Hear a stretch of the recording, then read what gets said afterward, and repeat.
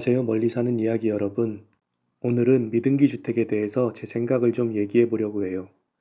처음 시골살이를 꿈꾸고 알아보는 분들에게는 미등기 주택을 알게 됐을 때 제일 궁금하고 생소한 부분일 테고, 어느 정도 실행에 옮기셔서 시골집을 알아보고 또 이렇게 계약을 하시려는 분들도 끝까지 고민이 되는 문제일 거라고 생각됩니다.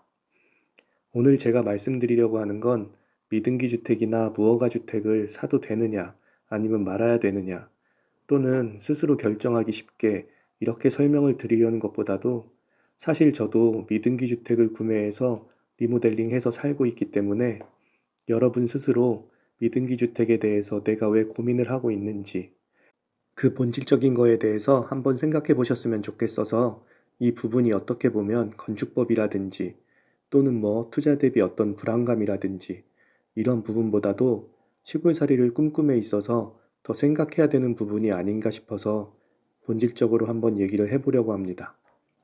여러분이 시골에 오시려고 하는 이유는 무엇인가요? 당연히 시골에 살아보고 싶어서일 겁니다. 주거로서의 목적으로만 보자면 리모델링을 해서 미등기 주택에서 사시는 것도 저는 좋은 방법이라고 생각합니다. 시골 빈집으로 나와 있는 매물들 중에 미등기 주택이 많이 나와 있는 이유도 그렇고, 실제로 시골 마을에 가보면 어르신들이 살고 있는 집들이 몇몇 가구들은 여전히 미등기 주택에서 살고 계신 분들이 많이 있답니다. 그렇게 우리도 미등기 주택을 구매해서 어르신들이 살듯이 시골 마을에서 살아간다면 아무 문제 없는 것 아닐까요? 미등기 주택을 사람으로 비유하자면 주민등록증이 없는 사람과 같은 거겠지요?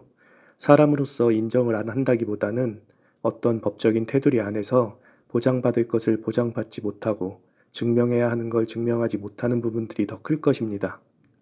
우리 부모님 세대를 넘어서 할머니, 할아버지 세대에는 아이들을 낳아도 바로 호적에 올리거나 출생신고를 하지 않는 경우들이 많았습니다. 옛날엔 의학이 발달하지 않아서 전염병이나 여러 가지 이유로 아이들이 어려서 하늘나라에 가는 경우도 많았고, 농사일이 바쁘다 보니 학교가 갈 나이가 되어서야 출생신고를 하는 경우도 많았다고 합니다. 그래서 이름도 정식 이름이 아닌 개똥이, 말똥이 이렇게 불리던 경우들도 많았었지요. 그렇게 먹고 사는 게 전쟁이었던 시절엔 건축법이나 등기 같은 것도 없었고, 건축법이 시행된 1962년 이후에도 농사하느라 바빠서, 또는 교육을 받지 못해서, 까막눈이어서, 또는 굳이 필요성을 못 느껴서 동사무소나 공무원들에게 가서 등기라든지 허가를 내는 것은 그렇게 중요한 일이거나 꼭 해야 할 일이 아니었을지도 모릅니다. 지금은 시골이나 도시나 이렇게 무허가나 미등기로 건물이 남아있다는 건 생각도 못하지만, 시골엔 여전히 그때부터 계속 이어져 내려오던 미등기 주택이나 무허가 주택, 그리고 오래된 시골집들이 그대로 유지되고 있답니다. 내 땅에 다른 사람이 경작을 해도, 내 집 앞에 다른 사람이 함부로 차를 갖다 놔도 내 맘대로 그걸 치우거나 없앨 수는 없는 게 현실이랍니다. 내 땅 안에 내 소유의 무허가 주택이 있는데 그걸 함부로 철거해라, 부셔라 할 수는 없는 노릇입니다.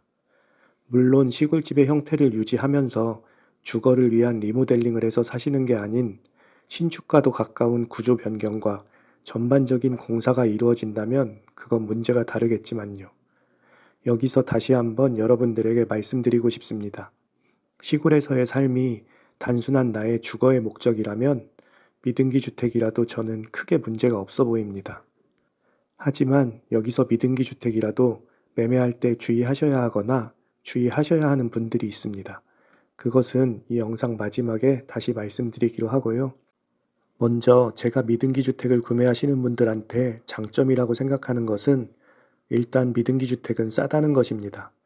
등기 주택에 비해서 가격이 훨씬 저렴한데, 그건 등기를 나중에 내려고 해도 등기를 내기 위한 필요한 금액들이 있고, 그리고 절차도 되게 복잡하고 그렇기 때문에 비용이 몇 천만 원 정도는 더 저렴합니다. 또한 물건이 많다는 것입니다. 시골집 매매라든지 유튜브에서 시골집 물건들을 찾아봐도 미등기 주택들이 선택의 폭이 훨씬 많아서 여러 가지 물건들을 비교해 볼 수 있습니다. 또한 매매 후에도 수리를 한다든지 어느 정도 주거용으로 생각을 했는데 굉장히 많이 낡아 있기 때문에 그거를 조금 철거하고 재건축하기에도 용이하다는 생각이 듭니다. 제가 이렇게 미등기 주택들의 장점들을 설명하고 매매하셔도 좋다라고 말씀드린다고 해서 저는 미등기 주택을 추천드리는 것은 아닙니다. 등기가 있는 주택을 구매하시고 마음에 들게 리모델링 하시는 게 가장 좋은 방법이겠지요. 그럼에도 미등기 주택이 계속 밟히고 계속 또 찾아보다가도 미등기 주택 쪽으로 눈이 가고 하는 분들을 위해서 제가 살아본 마음을 이야기 드리는 거라고 생각하시면 될 것 같습니다. 이제 여기에서 중요한 이야기를 하나 드리려고 합니다. 미등기 주택을 알아보시는 분들이나 또는 시골살이를 꿈꾸시는 분들이나 주거가 아닌 상업시설로 이용하거나 숙박시설로 이용하려고 하신다면 그거는 생각을 접으시는 게 좋을 것 같습니다. 미등기가 싸니까 일단 이걸 사서 나중에 수리한 다음에 등기를 내서 민박이라든지 스테이라든지 요즘 시골이 인기 있으니까 숙박업을 좀 해봐야겠다. 이런 생각을 하신다면 처음부터 등기 있는 건물을 구매하셔서 용도에 맞게 사용하시는 걸 추천드립니다. 그리고 주거용으로 사용하시더라도 나중에 등기를 내려고 하시는 분들도 그 등기를 내에 있어서 가능한 미등기 주택인지 지적도나 주변 건물들과의 측량 문제나 이상이 없는지 확인하시고 매매하시는 것을 추천드립니다. 시골 땅의 지적도를 보면 도시처럼 반듯하지 않고 별 모양도 있고 오징어 모양도 있고 사각형인데 마른 목골도 있고 휘어져 있는 것들도 많습니다.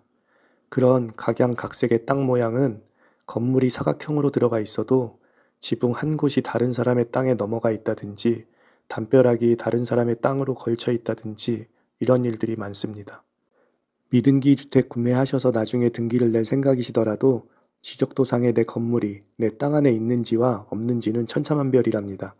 그건 나중에 등기를 내고 싶어도 낼 수 없는 상태가 되어버리기도 합니다.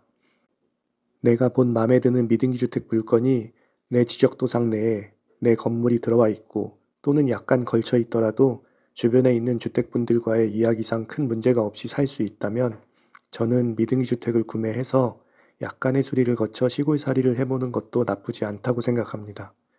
하지만 아까 말씀드린 것처럼 다른 뜻을 갖고 있다거나 추후에 다른 행동을 하실 거거나 상업시설을 꿈꾸신다면 처음부터 목적에 맞는 땅과 건물을 구매하시는 것을 추천드립니다.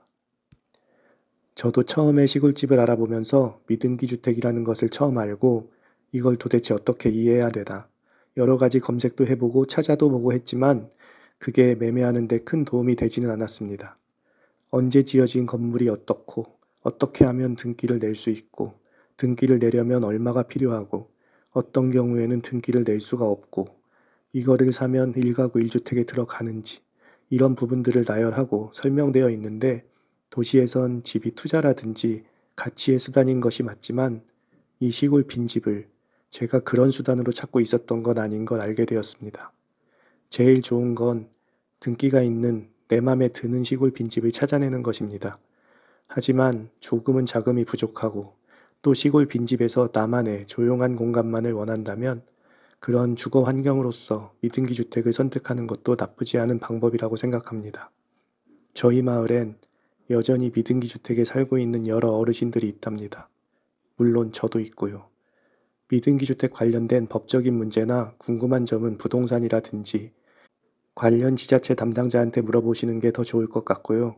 저는 여러분들이 선택에 있어서 고민하는 부분들이 조금은 나아지기를 바라고 영상을 찍어봤습니다. 시골집을 찾는 분들에게 조금은 도움이 되셨기를 바랍니다. 감사합니다.